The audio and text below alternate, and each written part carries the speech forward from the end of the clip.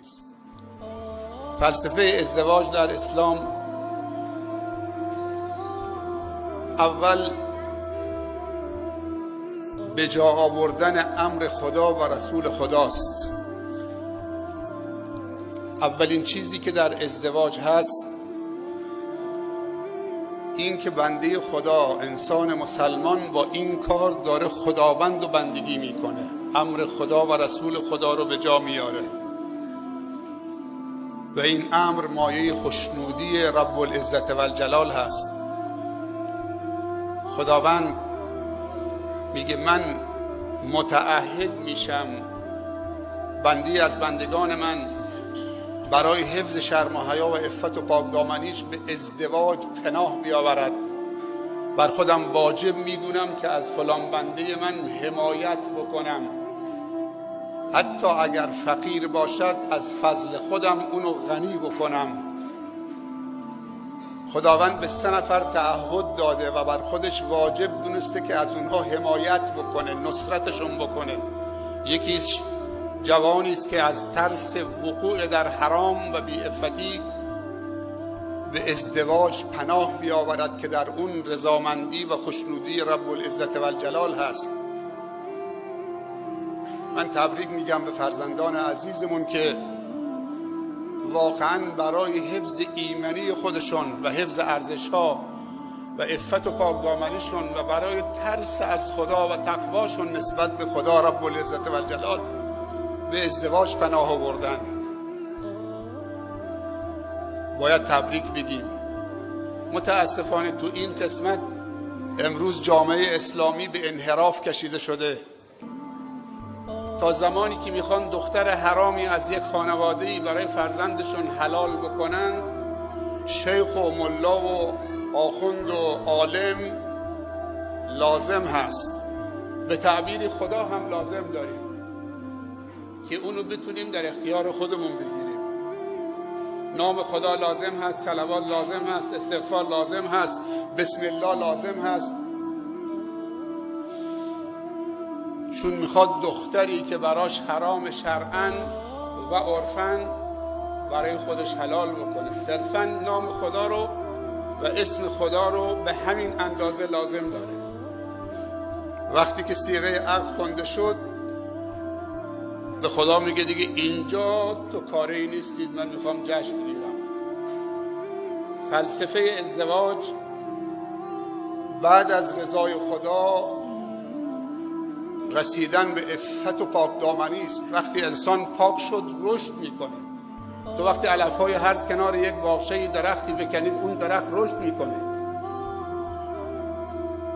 شر، بدی، معصیت هیچ موقع عامل رشد و توسعه در جامعه نبوده، در انسانی نبوده، در جامعه بشری نبوده. اون طهارت و پاکی است که عامل رشد و توسعه هست.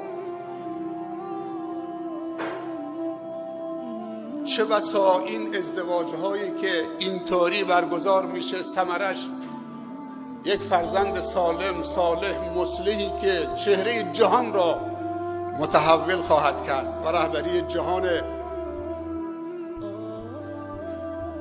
انسانی و اسلامی رو چه رقم میزنه. این جشن‌ها و این ازدواج‌ها و این برنامه‌ها رو نباید نادیده بگیریم.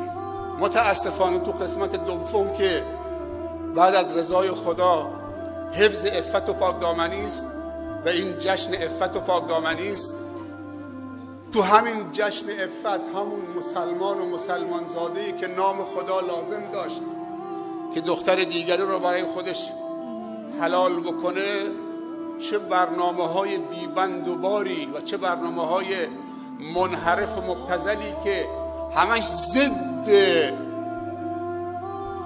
فلسفه ازدواج و ضد عفت و پاکدامنی است. هم خودشو، هم خانواده خودشو، هم خانواده عروسشو، هم خانواده های دو طرف، هم جامعه رو در یک شب به خاک و خون میکشونه، به ذلت و خواری میشونه. شراب، بیبندوباری، لباسهای نیمه عریان زنها و حتی مردای سکران، خواننده های و ارکستر سکران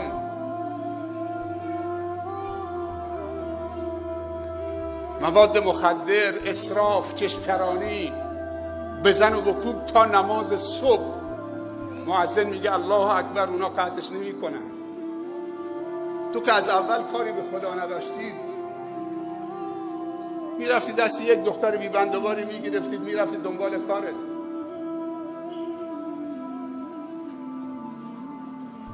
عقد برای چته؟ خواستگاری برای چته؟ با هم به تفاهم رسیدید، تمام شد و رفت. عرف برای چته؟ احترام برای چته؟ تو که اهل این چیزا نیستید. ازدواج فلسفهش حفظ عفت و پاکدامنی است، جشنش هم باید جشن عفت باشه، وگرنه تناقض در دوگانگی است در یک شخص. خیلی از مسلمان ها میگن ما دین اسلام رو قبول نداریم، طرف زرتشتی میشه، طرف مسیحی میشه، طرف بیدین میشه، زندگیش و ازدواجش هم اونطوری میکنه، ولی تو اسم خدا رو میاری، میگه شیخ بیاد، فلانی بیاد، عالم بیاد، صیغه بخونن، عاقد دست داماد رو میگیره، میگه 10 بار صلوات بفرست، استغفار بکن. بعد میای تو شب عروسی جامعه رو به خاک و خون میکشونید. تو خیلی از مناطق استان ما، روستاهای استان ما کشته داده شده تو همین جشن عفت و پاکدامنی که مردم میان اونجا، یه ولیمه ساده‌ای پذیرایی میشه، تبریکی میگن، 4 تا اناشید و سرود و صلوات و درود میفرستن، یا هم پذیرایی خیلی ساده، بعد دعای خیری میکنن برای این دو جوانو میرن. تو عروسی ها ما داریم کشتی میدیم، تلفات میدیم. غیر از این که ناموس و شرم و حیا به یغما برده میشه، طرف سکران آورده، خنجر، مکدبر. تو عروسی رفتن چه نیازی به مکدبر و خنجر و شمشیر هست که تو با خودت ببرید؟ تازه ارکستر شروع شده، اسکرتم سکران. یک دفعه همکلاسی گردن همکلاسی زد افتاد روی زمین ساعت 10 شب. 2 جوانی که با هم دیگه یک عمر از تولد، کودکستان، پیش دبستانی تا دبستان تا راهنمایی تا دبیرستان با هم بودن، در خونهشون روبروی هم باز میشد، با هم دوست بودن. آقا میاد عروسی برگزار میکنه، فکر میکنه چون جشن عروسیش میتونه هر طوری که بخواد شادی بکنه تو جامعه انسانی و اسلامی. تو حق نداری آلودگی صوتی ایجاد بکنید، تو حق نداری با اصلا تو عضوی در اون جامعه هستید، همه حق دارن، مگر اینکه بی‌بندوباری و بی‌شرم‌حیایی دیگه تبدیل به عرف بشه و علما هم سکوت بکنن، بزرگان و ریش سفیدان هم سکوت بکنن. دیگه فاتحه اون جامعه خوانده شده.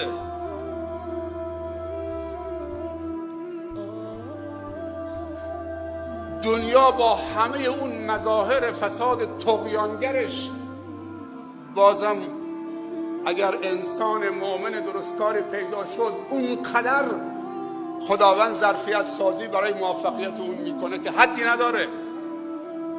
قرار نشده یک ضعیف تا آخر عمرش ضعیف بمونه و یک نیرومند نیروش پایدار بماند.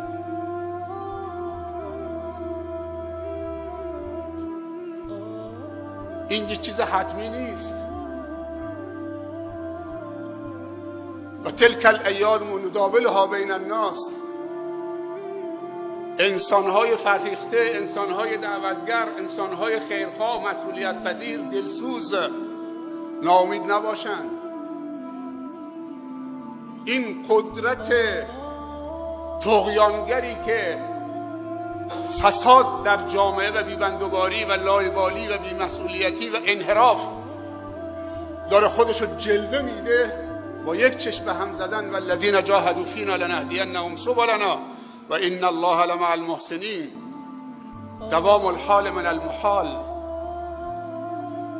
به شرطی که ما مسئولیت پذیر باشیم، راضی نباشیم به بی‌عفتی در جامعه. دیگه طرف هم کلاسیش رفته سکران شده، تو عروسی مشروب کی میخورن، تو مسجد دیگه مشروب نمیخوره. 2 نفر دم در ایستادن. مهمانا که میان کشیدنی دوست دارید یا نوشیدنی؟ این طرف کشیدنی، این طرف نوشیدنیه. برو کلتو گرم بکن تا عروسی بچسبه، تا بهت حال بده عروسی، تا لذت ببری. بعضا دامادا هم وسوسه میکنن که مشروب بخوره. دامادی بهش مشروب داده بودن، حالا بردنش تو خانواده عروس، داره استفراغ میکنه با اون کت و شلوارش، زیر درختها پیداش کردن. صبح هم بردنش بیمارستان. این جشن عفته.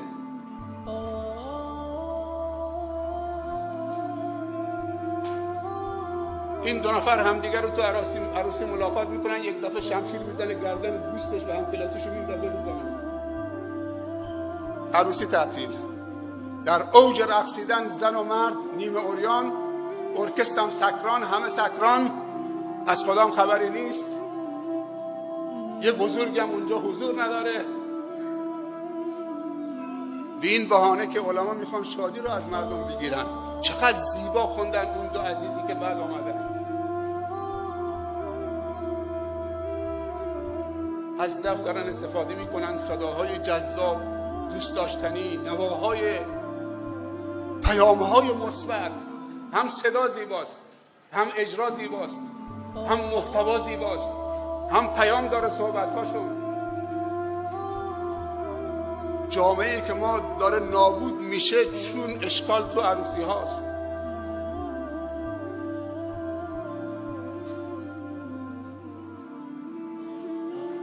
در نتیجه ما دچار مشکل داریم میشیم. اون خشت اول سالم نیست، درست نیست. اگر ما میخوایم جامعه پاک و قوی و محکم و مترقی داشته باشیم، پیشرفته، باید خانواده درست بشه. اعضای خانواده افرادن. الان این کمال عزیزمون داره تشکیل خانواده میده و از همین خانواده ها جامعه شکل میگیره. عروسی تعطیل شد، پلیس اونجا ریخت، نیرو انتظامی دستگیر کرد، رفتن دادگاه. حکم اعدام همکلاسیش آمد. قاتل با مقتول همکلاسی، از تولد با هم بزرگ شدن. کودکستان رفتن، دبستان رفتن، راهنمایی رفتن، در روبروی هم بوده. دوستشو کشت. صبح که به هوش آمد گفتن تو دوست تو برادرتو کشتید. گفت من ولی کشتیدش. حکم اعدام قصاص آمد. حالا به علما نیاز دارن. وقتی حکم قصاص آمد، جناب شیخ از بس که زنگ زدن دیگه من از خونه فراری بودم، گوشی جواب نمیدادم. خواهش میکنم اینو میخوان بکشن، حکم قصاص آمده، تو برو رضایت بگیر. خیلی عجیبه. من برم رضایت بگیرم؟ علما برای همین کارا خوبن. یه دستمال پاک کنی، استیقه بخونم برن دنبال کارشون. شیخ دیگه جای شما اینجا نیست، یا این که باید بیاد برقصید، دستمال بازی بکنید. شیخ و مولا جاش تو مسجده، جاش تو عروسی ها نیست.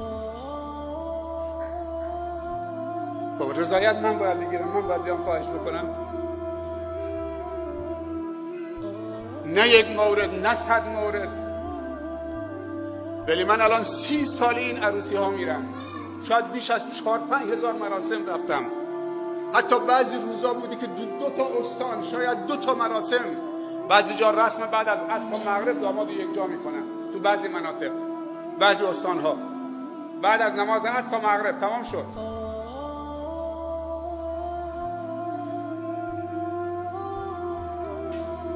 از یک داماد بوده تا 60 تا داماد. چقدر زیبا بود. تو تابستان، تو تعطیلات نوروز، تو این منطقه لارستان، عزیزان خانواده هایی که تو خلیج هستن، تو اروپا هستن، تو بندر عباس هستن، تو شیراز هستن، همه میان برای جشن عروسی. میبینید تو همین عوض خودمون در سال شاید 200-300 تا عروسی بشه. چقدر زیباست. 100 تا داماد یک شب، یک همایش پیوند.